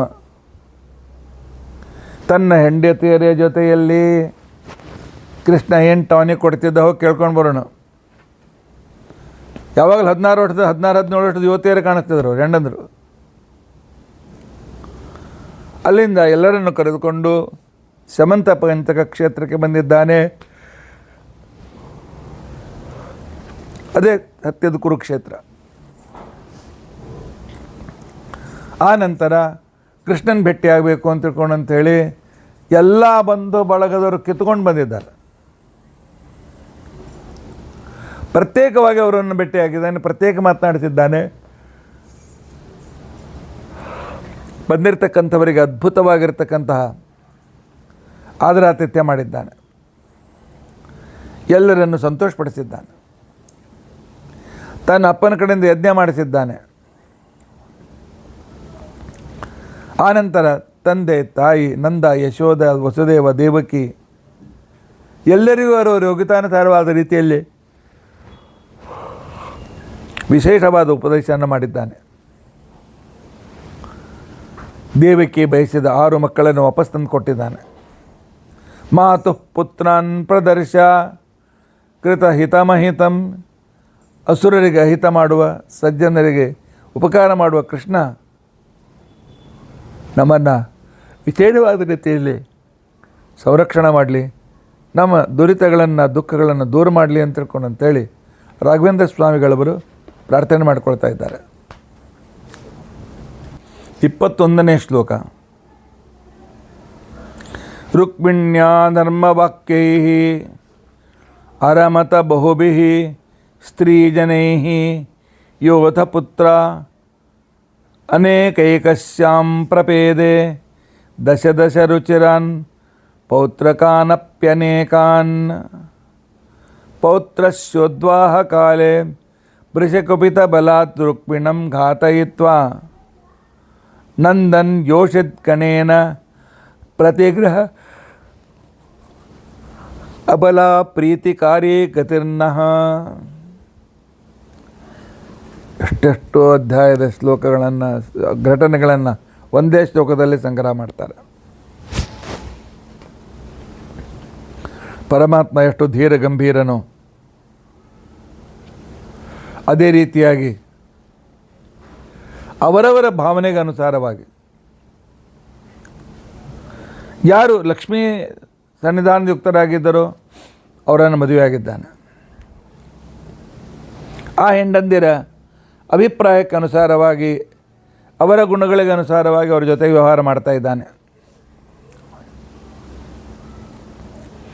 ಆ ನಂತರ ಒಂದೊಂದು ಸಲ ತಮಾಷೆಯೂ ಕೂಡ ಮಾಡ್ತಾ ಇದ್ದ. ಹೌದು, ಗಂಡ ಹೆಂಡತಿರಲ್ಲಿ ಯಾವಾಗಲೂ ಗಂಭೀರವಾದಂಥ ಆ ಗಂಡ ಹೆಂಡತಿಗೆ ಬೈತಿರಬೇಕು, ಹೆಂಡತಿ ಅಂಜನೆ ನಡ್ಕೋತಿರಬೇಕು, ಎಲ್ಲ ಕೃಷ್ಣನಿಗೆ ಸಮ್ಮತವಾಗಿರ್ತಕ್ಕಂಥದ್ದಲ್ಲ. ಜೀವನದಲ್ಲಿ ಹೆಂಡತಿ ಮಕ್ಕಳ ಜೊತೆ ಕೂತ್ಕೊಳ್ಬೇಕು, ತಮಾಷೆ ಮಾಡಬೇಕು, ಅವ್ರ ಜೊತೆಯಲ್ಲಿ ರಜೆ ಕಾಲದಲ್ಲಿ ಟೈಮ್ ಪಾಸ್ ಮಾಡಬೇಕು, ಸಂತೋಷ ಪಡಬೇಕು, ಅಲ್ಲಿ ಕರ್ಕೊಂಡು ಹೋಗ್ಬೇಕು ಅವರನ್ನು. ಈ ರೀತಿಯಾಗಿ ಇರ್ತಕ್ಕಂಥ ಸಂದರ್ಭದಲ್ಲಿ ಆಗ ಒಂದು ಸಲ ರುಕ್ಮಿಣಿ ಮನೆಯ ಕೃಷ್ಣ ಇದ್ದ. ಎಲ್ಲರ ಮನೆಗೂ ಒಂದೊಂದು ರೂಪದಿಂದ ಇದ್ದ. ಅವಳ ಅಂತಃಪುರ ಕೇಳಬೇಕೆ ಲಕ್ಷ್ಮೀದೇವಿ ಸ್ವತಃ ತಾನೇ ಸಕಲ ವಿಧವಾಗಿರ್ತಕ್ಕಂತಹ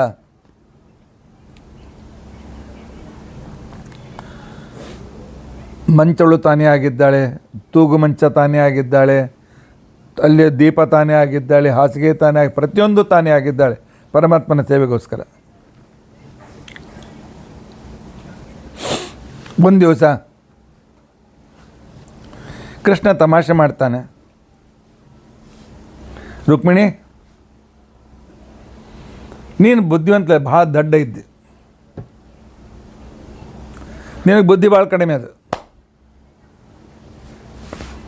ರುಕ್ಮಿಣಿ ಕೇಳಿದ್ರೆ, ಯಾಕ್ರಿ ಮದುವೆಗೆ ಎಷ್ಟು ವರ್ಷ ಆದಮೇಲೆ ಮೊಮ್ಮಕ್ಕಳು ಹುಟ್ಟಿದ ಮೇಲೆ ನನ್ನ ಬುದ್ಧಿಗೆ ಏನಾಯಿತು? ನನಗೆ ಯಾಕೆ ಈ ರೀತಿಯಾಗಿ ಬುದ್ಧಿ ಏನಂತ ಕರೀತಿದ್ದೀರಿ?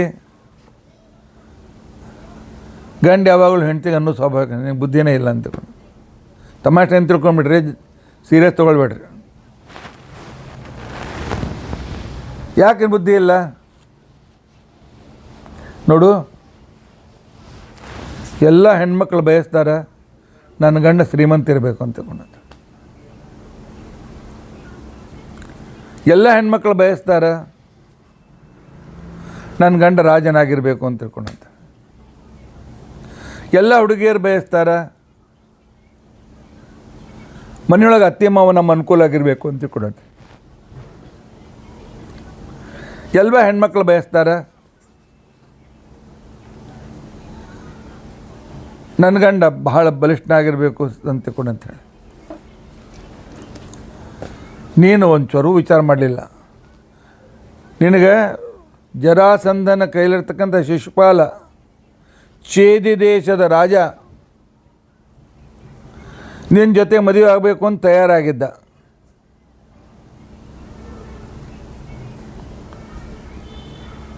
ಎಲ್ಲರಿಗೂ ಅವನು ಕೊಡಬೇಕಂತ ಮನಸ್ಸಿತ್ತು. ಆದರೆ ನೀ ನನ್ನನ್ನು ಏನು ಕಂಡು ಹೇಳು? ನಾವು ಹುಟ್ಟಿದ್ದೊಂದು ಕಡೆ, ಬೆಳೆದದ್ದೊಂದು ಕಡೆ, ನನಗೆ ಅಪ್ಪನೂ ಇಲ್ಲ ಅಮ್ಮನೂ ಇಲ್ಲ, ನಿನಗೆ ಅತ್ತೆ ಇಲ್ಲ ಮಾವನೂ ಇಲ್ಲ, ನೀವು ಅನಾಥ. ನಾನು ಹೋಗ್ಲಪ್ಪ, ರಾಜನಾಗಿದ್ದೇನೆ, ಎಲ್ಲಿ ಯಾವುದು ರಾಜ್ಯಕ್ಕೂ ರಾಜ ಅಲ್ಲ. ಮಥುರಾ ಪಟ್ಟಣಕ್ಕೆ, ದ್ವಾರಕಾಪಟ್ಟಣಕ್ಕೆ ಉಗ್ರಸೇನೇ ರಾಜ. ನಾವೆಲ್ಲ ನಾವು ಕೈ ಜೋಡಿಸಿ ನಿಂತ್ಕೊಂಡು ಅವನು ಹೇಳಿದಾಗ ಕೇಳ್ತಕ್ಕಂಥವ್ರು ನಾವೆಲ್ಲ. ಇಂಥ ಸಂದರ್ಭದೊಳಗೆ ರಾಜ ಆಗಿಲ್ಲ ನಿನ್ನ ಗಂಡ, ಸ್ವಂತ ಅಂತನ್ನೋ ರೊಕ್ಕ ಹಣ ಅವನ ಹತ್ರ ಇಲ್ಲ. ಆ ನಂತರ ಶ್ರೀಮಂತನೂ ಅಲ್ಲ. ಇಷ್ಟೆಲ್ಲ ಈ ರೀತಿಯಾಗಿರ್ತಕ್ಕಂಥ ಮದುವೆ ಆಗಿಬಿಟ್ಟು ಬಹುಶಃ ಗಡ್ಬಡಿ ಮಾಡಿದ್ದು, ಭಾಳ ಗಡ್ಬಡಿ ಮಾಡಿದ್ದು. ಏನೋ ಕೃಷ್ಣ ಚಂದ ಅಂತ ತಿಳ್ಕೊಂಡು ಪತ್ರ ಬರೆದು ಬರ್ತಾನೋ ಇಲ್ಲೊಂದು ಒಂದು ಅಂದಾಜಿದ್ದಿದ್ದಿಲ್ಲ, ಆದರೂ ಬಂದೆ ನಾನು. ಹಾಗೇ ಆಗಲಿ ರುಕ್ಮಿಣಿ, ನಿನಗೆ ಫ್ರೀ ಮಾಡ್ತೇನೆ. ಕ್ಷತ್ರಿಯರೊಳಗೆ ಎರಡನೇ ಮದುವೆ ಮಾಡ್ಕೊಳ್ತಕ್ಕಂಥ ಪದ್ಧತಿ ಅದು ರಾಜಕುಮಾರಿಯ ಕಡೆ. ಆದ್ದರಿಂದ ನೀವು ಒಂದು ಕೆಲಸ ಮಾಡು, ಇವತ್ತಿನ ನನಗೆ ಫ್ರೀ ಮಾಡೀನಂತಂದ್ರೆ ಕಲಿಯುಗದಂಗೆ ಡೈವರ್ಸ್ ಕೊಟ್ಟಿಲ್ಲ ನನಗೆ, ಅದನ್ನ ಎಲ್ಲಿ ಬೇಕಾದಲ್ಲಿ ಹೋಗ್ಬೋದು. ಹೋಗಿ ಯಾರು ಬೇಕಾದವ್ರು ಮದುವೆ ಆದ್ರೆ ನಂದೇನು ತಸ್ಕರ ಇಲ್ಲ. ಈ ರಾಜ ಅಲ್ಲ, ಬಡತನ ಇದ್ದಾನೆ, ಇಷ್ಟು ಮಂದಿ ಸ್ವಾತಂತ್ರ್ಯ ಬೇರೆ ನಿನಗೆ. ಹೋಗ್ಲವ ನಿನ್ನಷ್ಟೇ ಪ್ರೀತಿ ಮಾಡಿದ್ನೇ ನಾನು, ಇಲ್ಲ ಇಷ್ಟೆಲ್ಲ ಬೇರೆಯವ್ರ ಮದುವೆ ಆಗೀನಿ, ನಿನ್ನ ಮನಸ್ಸಿನಾಗ ಅನ್ನಿಸ್ತಿರ್ಬೇಕಲ್ಲ, ನನ್ನ ಗಂಡ ನಾವು ಒಬ್ಬಳೇ ಹೆಂಡ್ತಿ ಇರಬೇಕು, ನಂದೇ ನಡಿಬೇಕು ಅಂತ, ಅದೂ ಇಲ್ಲ. ಇಲ್ಲೇ ಬೇರೆ ವಾರ ಹುಡ್ಕೊಂಡು ಮದುವೆ ಆಗ್ತಿದ್ರೆ ಹೋಗ್ಬೋದು ನೀನು. ಈ ಕ್ಷಣಕ್ಕೆ ಹೇಳ್ತೇನೆ, ನಿನಗೆ ಬೇಕಾದ್ರೆ ನಿನ್ನ ಮನಸ್ಸಿದ್ರೆ ನೀನು ಬಿಟ್ಟು ಹೋಗ್ಬೋದು. ಪರಮಾತ್ಮನ ಮಾತು ಕೇಳಿ ಕೃಷ್ಣ ನನ್ನ ಬಿಡ್ತಾನೆ ಅಂತ ತಿಳ್ಕೊಂಡಂತೇಳಿ ಆಕೆನು ನಾಟಕದೊಳಗೆ ಮಹಾನಟಿಯವಳು. ಇವನು ನಟ ಸಾಮ್ರಾಟ್ನಾದರೆ ನಟ ಸಾಮ್ರಾಜ್ಞಿ ಆಕೆ. ಕಪಟ ನಾಟಕ ಸೂತ್ರಧಾರಿ ಆದರೆ ಕಪಟ ನಾಟಕ ಸೂತ್ರಧಾರಿಯ ಪತ್ನಿ ಆಕೆ. ಗಂಡು ಬಿಡ್ತಾನಂದ ಆ ಕ್ಷಣಕ್ಕೇನೆ ಗಡ ನಡಲಿಕ್ಕೆ ಚಾಲು ಆದ್ಲು, ಕಣ್ಣಾಗ ನೀರು ಸುರ್ಲಿಕ್ಕಾಯ್ತು.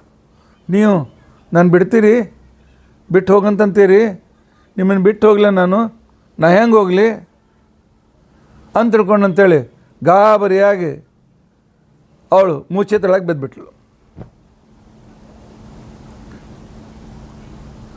ಅಷ್ಟು ಕೃಷ್ಣನ ಪ್ರೀತಿ ಮಾಡ್ತಿದ್ಲು. ಒಂದು ಕ್ಷಣ ಕೃಷ್ಣನ ಬಿಟ್ಟಿರ್ಲಿಕ್ಕಾಗ್ತಿದ್ದಿಲ್ಲ. ಕೃಷ್ಣ ಬಿಟ್ಟಿಲ್ಲ, ಬೇಕಾದರೆ ಬಿಡ್ಬೋದು ಅಂತಂದಾನ. ನಾಳೇನು ಮಾಡ್ತಾನೋ ಅಂತ ತಿಳ್ಕೊಂಡಂತಾನೋ ಭಯದಿಂದ ಮೂರ್ಛಿತಳಾಗಿ ಬಿದ್ದುಬಿಟ್ಲು. ಕೃಷ್ಣಗೆ ಸರ್ವೋತ್ತಮ ಅವನಿಗೂ ಗೊತ್ತಿತ್ತು ಇದು ನಾಟಕ ನಡೆದದು ಅಂತ ತಿಳ್ಕೊಂಡಂತೇಳಿ. ಯಾಕೆ ಶ್ರೀಮದಾಚಾರ್ಯರು ತತ್ವನಿರ್ಣಯದಲ್ಲಿ ಹೇಳ್ತಾರೆ, ಯಾಂ ಪರೇಶ ಉರುಧೈವ ಕರೋತಿ ಲೀಲಾಂ ತಾಂ ಕರೋತ್ಯನು ತಥೈವ ರಮಾಪಿ ದೇವಿ. ಪರಮಾತ್ಮ ಯಾವ ರೀತಿಯಾಗಿ ನಟನೆ ಮಾಡ್ತಾನೆ ಅದೇ ರೀತಿಯಾಗಿ ನಟನೆ ಮಹಾಲಕ್ಷ್ಮೀ ದೇವಿ ಕೂಡ ಮಾಡ್ತಾಳೆ. ಪರಮಾತ್ಮನನ್ನು ಬಿಡ್ತೀನಿ, ಹಂಗಾಯ್ತು ಹಿಂಗಾಯ್ತು ಅಂತ ಏನೋ 20 ಮಾತನಾಡ್ದ. ಅದರಂತೆ ಅವಳು ಸುಧಾಕ್ ನಾಟಕ ಮಾಡ್ತಾ ಮೂರ್ಛಿತಳಾಗಿ ಬಿದ್ದುಬಿಟ್ಟಿದ್ದಾಳೆ. ಕೃಷ್ಣ ತಾನೇ ನೀರನ್ನು ತೆಗೆದುಕೊಂಡು ಬಂದಕ್ಕೆ ಸಿಂಪಡಿಸಿ ಶೈತ್ಯೋಪಚಾರ ಮಾಡಿ ಎಬ್ಬಿಸಿ ಆನಂತರ ಅಪ್ಕೊಂಡು, ಏನು ಬಿಡಂಗಿಲ್ಲ, ಚಿಂತೆ ಮಾಡಬೇಡ, ತಮಾಷೆ ಮಾಡಿದ್ರೆ ಎಷ್ಟು ನೆನೆಸ್ಬೇಕೇನು ಅಂತ ಕೇಳಿದ್ದಾನೆ. ಭಾಗವತದಲ್ಲಿ ರುಕ್ಮಿಣೀಶ ಜಯದಲ್ಲಿ ಸಂದರ್ಭ ಭಾಳ ಮನೋಹರವಾಗಿ ಬಂದಿವೆ. ಅವರು ನಡೆದ ವಾರ್ತಾಲಾಪವೂ ಕೂಡ ಬಂದಿದೆ. ನಂತರ ಕೃಷ್ಣ ಹೇಳಿದ ಮಾತುಗಳು ಕೂಡ ಬಂದಿವೆ. ಅವೆಲ್ಲ ವಿಚಾರವನ್ನು ನಾವು ಪುನಃ ನಾಳಿನ ದಿವಸ ತಿಳ್ಕೊಳ್ಳಿಕ್ಕೆ ಪ್ರಯತ್ನಿಸೋಣ. ಇತಿ ಅದ್ಯ ಕಥಾ ಪ್ರಸಕ್ತಿ. ಹರೇ ರಾಮ ರಾಮ ರಾಮ ಹರೇ ಹರೇ, ಹರೇ ಕೃಷ್ಣ ಕೃಷ್ಣ ಕೃಷ್ಣ ಹರೇ ಹರೇ. ಉಗ್ರಂ ವೀರಂ ಮಹಾವಿಷ್ಣುಂ ಜ್ವಲಂತಂ ಸರ್ವತೋಮುಖಂ ನೃಸಿಂಹಂ ಭೀಷಣಂ ಭದ್ರಂ ಮೃತ್ಯುಂ ನಮಾಮ್ಯಹಂ. ಶ್ರೀಕೃಷ್ಣಾರ್ಪಣಮಸ್ತು.